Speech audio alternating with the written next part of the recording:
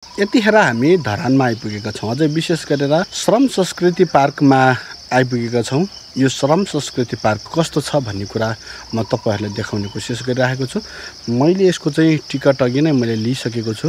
यो टिकट लिइसकेको छु। अब म भित्र थोरै तपाईहरुको माझमा देखाउन चाहन्छु। म यता चाहिँ यहाँबाट इन्टर गर्ने ठाउँ रहेछ। यस्तो छ। यता चाहिँ टिकट लिने ठाउँ हेर्दाखेरि चाहिँ अर्को सामान जस्तो नै देखिन्छ, तर यस्तो खालको छ।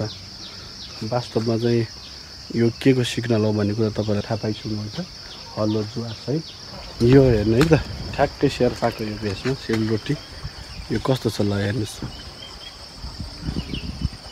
तपाईहरुले हेर्न सक्नुहुन्छ श्रम संस्कृति पार्कको यो विभिन्न चाहिँ यो हलोको सुनमा यो ठ्याक्कै छोइहाल्यो।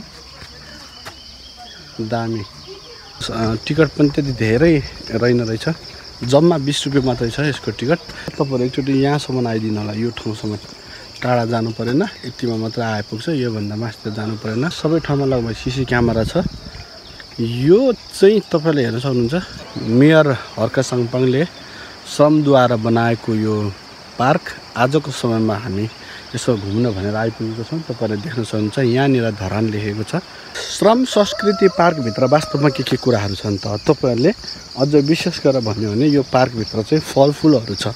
तपाईहरुले यसैमा पनि देख्न सक्नुहुन्छ यहाँनिर सकरखण्डा, अमला, त्यसपछि चाहिँ विभिन्न चिजहरू अझै फलफुलहरूको बोट बिरुवाहरू छ। यतिखेरको समयमा हामी श्रम संस्कृति पार्क घुमेर बाहिर निस्किसकेका छौँ। यो चाहिँ तपाईहरु एकचोटि आएर घुम्न नभुल्नु होला।